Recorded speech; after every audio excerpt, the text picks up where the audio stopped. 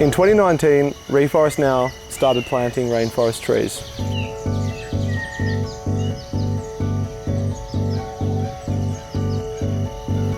Then a 6-month drought came, followed by unprecedented fires that even encroached on remnant rainforest.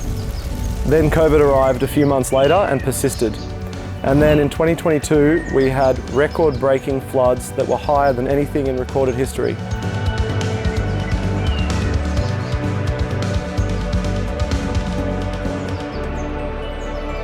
Despite it all, this management team around me has brought you 300,000 rainforest trees planted in just 3 years.